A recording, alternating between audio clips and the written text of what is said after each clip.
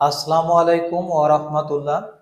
Reza study care online ক্লাসে তোমাদের স্বাগতম। প্রিয় ছাত্রছাত্রীবৃন্দ, আশা করি তোমরা ভালো আছো, আমিও ভালো আছি।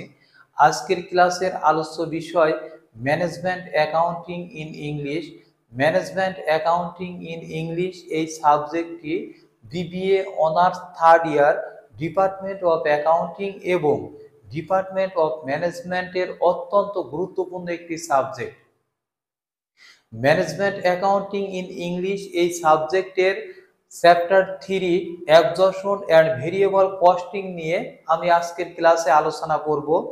অ্যাবজর্পশন অ্যান্ড ভেরিয়েবল কস্টিং নিয়ে আজকে আমার দ্বিতীয় class. Absorption and variable costing এই চ্যাপ্টার থেকে আমি প্রথম ক্লাসে এই চ্যাপ্টারের অঙ্ক করার জন্য যে ওয়ার্কিংগুলো প্রয়োজন এই ওয়ার্কিংগুলো নিয়ে আলোচনা করেছি। তোমরা যারা প্রথম ক্লাসটি দেখোনি তোমরা প্রথম ক্লাসটি দেখে নিবা, তাহলে অঙ্ক খুব সহজেই তোমরা বুঝতে পারবা। আজকে আমি অত্যন্ত গুরুত্বপূর্ণ একটি অঙ্ক নিয়ে আলোচনা করব। যদি তোমরা ক্লাসটি মনোযোগ সহকারে দেখে থাকো তাহলে এই ধরনের যে কোনো অঙ্ক যদি পরীক্ষায় আসে তোমরা খুব সহজেই সমাধান করতে পারবা। তো দেখো এখানে কি বলা হয়েছে। Normal capacity 1000 unit, beginning inventory 200 unit, production 900 unit, sales 1000 unit at the rate of টাকা 10 পার ইউনিট, ম্যাটেরিয়াল কস্ট টাকা 2 পার ইউনিট, লেবার টাকা 2 পার ইউনিট, ভেরিয়েবল ওভারহেড টাকা 1 per unit, fixed manufacturing expense টাকা 2700, ফিক্সড সেলিং এক্সপেন্স টাকা 1300, unfavourable variable cost variance from standard টাকা 200, required income statement under absorption costing method এবং variable costing method. দেখো এখানে কিছু তথ্য দেওয়া আছে এবং আমাদের ইনকাম স্টেটমেন্ট প্রস্তুত করতে বলা হয়েছে অ্যাবজর্পশন কস্টিং মেথড এবং ভেরিয়েবল কস্টিং মেথডে। অ্যাবজর্পশন কস্টিং মেথড এবং ভেরিয়েবল কস্টিং মেথডে ইনকাম স্টেটমেন্ট প্রস্তুত করার পূর্বে সর্বপ্রথম তোমাদের কয়েকটি ওয়ার্কিং করতে হবে, যে ওয়ার্কিংগুলো আমি প্রথম ক্লাসে আলোচনা করেছি। তোমরা যারা প্রথম ক্লাসটি দেখোনি তারা প্রথম ক্লাসটি দেখে নিলে খুব সহজেই ওয়ার্কিংগুলো বুঝতে পারবা। তো দেখো সর্বপ্রথম যে ওয়ার্কিংগুলো আমাদের করতে হবে, যে note 1, calculation of manufacturing cost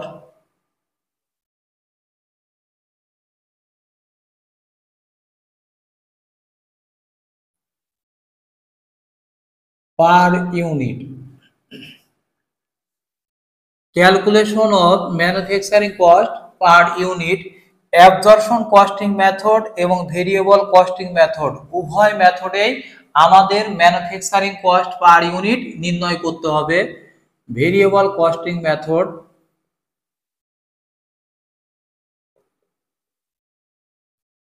absorption costing method.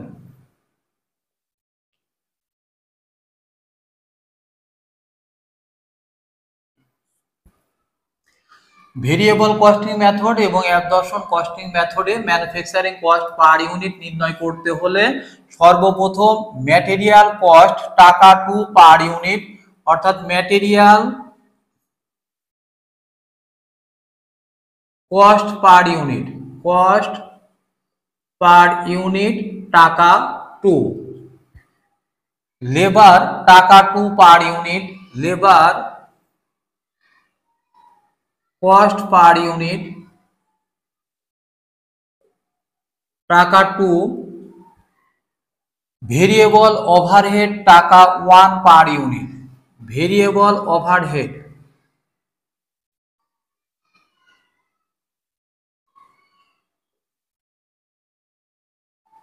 Cost per unit.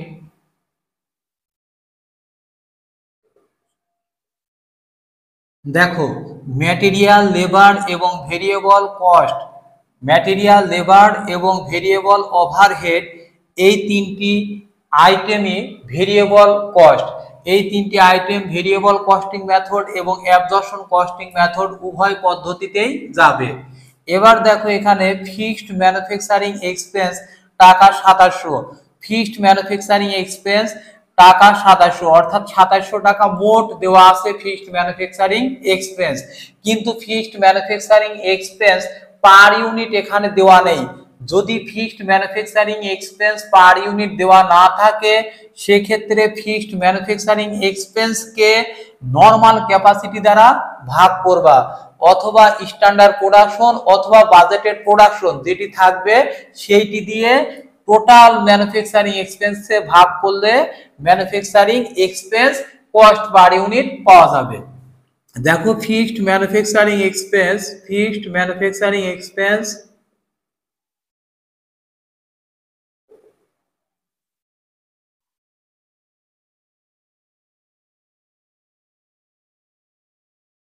Fixed manufacturing expense per unit, এখানে টোটাল ম্যানুফ্যাকচারিং এক্সপেন্স কত টাকা ছিল?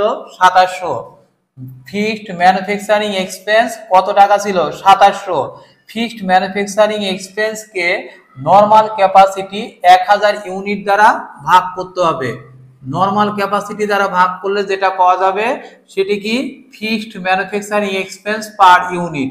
2700 কে 1000 দ্বারা ভাগ করলে 2.7। দেখো ফিক্সড ম্যানুফ্যাকচারিং এক্সপেন্স শুধুমাত্র অ্যাবজর্পশন কস্টিং মেথডে যাবে, ভেরিয়েবল কস্টিং মেথডে যাবে না। ভেরিয়েবল কস্টিং মেথডের রেট কত টাকা? 2 আর 2 4 আর 1 5, অর্থাৎ টাকা 5। আর অ্যাবজর্পশন কস্টিং মেথডের রেট কত? 2 আর 2 4 আর 1 5 যোগ 2.7 সমান টাকা 7.7। আশা করি তোমরা বুঝতে পেরেছো। আরেকবার বলি, দেখো যে সর্বপ্রথম অঙ্ক করার পূর্বে আমাদের ম্যানুফ্যাকচারিং কস্ট পার ইউনিট নির্ণয় করতে হবে ভেরিয়েবল কস্টিং মেথড এবং অ্যাবজর্পশন কস্টিং মেথডে। ম্যাটেরিয়াল, লেবার এবং ভেরিয়েবল ওভারহেড উভয় মেথডেই যাবে, কিন্তু fixed manufacturing expense per unit এটি শুধুমাত্র অ্যাবজর্পশন কস্টিং মেথডে যাবে, ভেরিয়েবল কস্টিং মেথডে যাবে না। এবার দেখো নোট 2, আমাদের লক্ষ্য করতে হবে অঙ্কে কি কি দেওয়া আছে। দেখো beginning inventory 200 unit, production 900 unit, sales 1000 unit.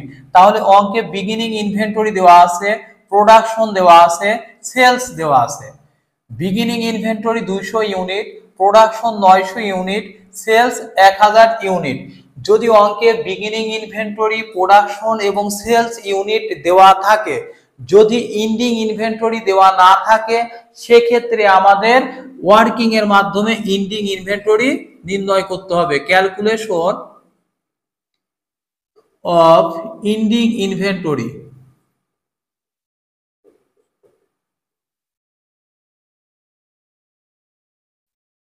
Calculation of ending inventory.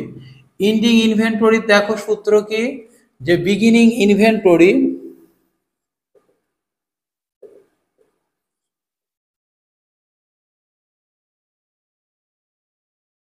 Beginning inventory কত কত ইউনিট দেওয়া ছিল? 200 ইউনিট। অ্যাড প্রোডাকশন,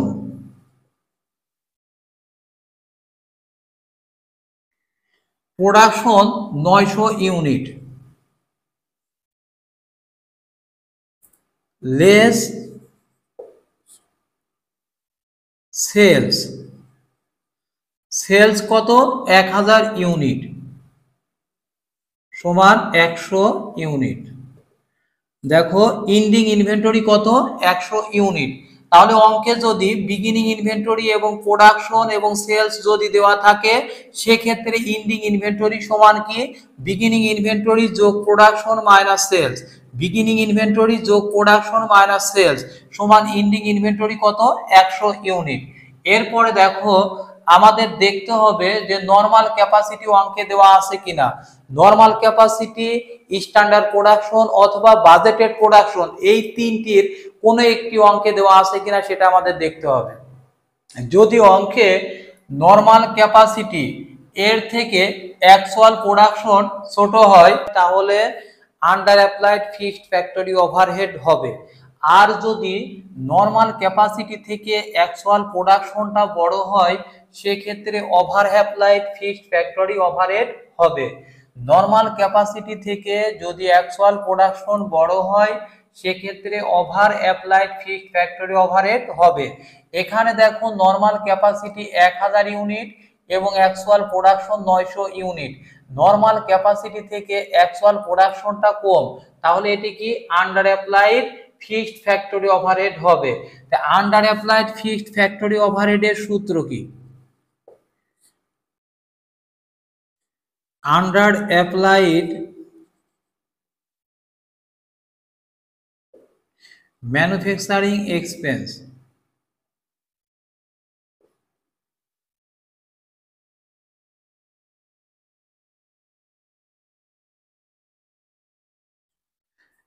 সমান নর্মাল ক্যাপাসিটি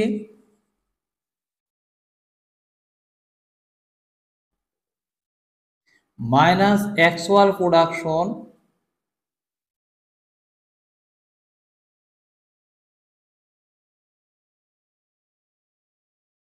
গুণ fixed manufacturing expense per unit.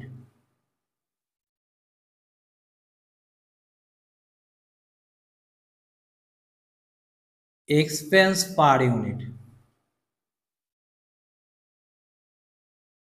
তো এখানে দেখো যখন নর্মাল ক্যাপাসিটি থেকে অ্যাকচুয়াল প্রোডাকশন কম হবে তখন আন্ডার অ্যাপ্লাইড ম্যানুফ্যাকচারিং এক্সপেন্স হবে। আন্ডার অ্যাপ্লাইড এখানে নর্মাল ক্যাপাসিটি কত ছিল? Normal capacity 1000 unit, actual production কত? 900 ইউনিট গুণ fixed manufacturing expense per unit কত টাকা? Fixed manufacturing expense per unit 2.7। দেখো এখানে 1000 থেকে 900 বিয়োগ করলে 100, 100 গুণ 2.7 সমান টাকা 270। অর্থাৎ আন্ডার অ্যাপ্লাইড ম্যানুফ্যাকচারিং এক্সপেন্স কত টাকা? 270 টাকা। এই আন্ডার অ্যাপ্লাইড ম্যানুফ্যাকচারিং এক্সপেন্স অথবা ওভার অ্যাপ্লাইড ম্যানুফ্যাকচারিং এক্সপেন্স শুধুমাত্র অ্যাবজর্পশন কস্টিং মেথডে যায়। আন্ডার অ্যাপ্লাইড ম্যানুফ্যাকচারিং এক্সপেন্স অথবা ওভার অ্যাপ্লাইড ম্যানুফ্যাকচারিং এক্সপেন্স শুধুমাত্র অ্যাবজর্পশন কস্টিং মেথডে যায়, ভেরিয়েবল কস্টিং মেথডে যাবে না। এই ওয়ার্কিং গুলো যদি তোমরা ভালোভাবে বুঝতে পারো তাহলে খুব সহজেই পরীক্ষায় অঙ্ক সমাধান করতে পারবা। আশা করি তোমরা ওয়ার্কিং গুলো বুঝতে পেরেছো।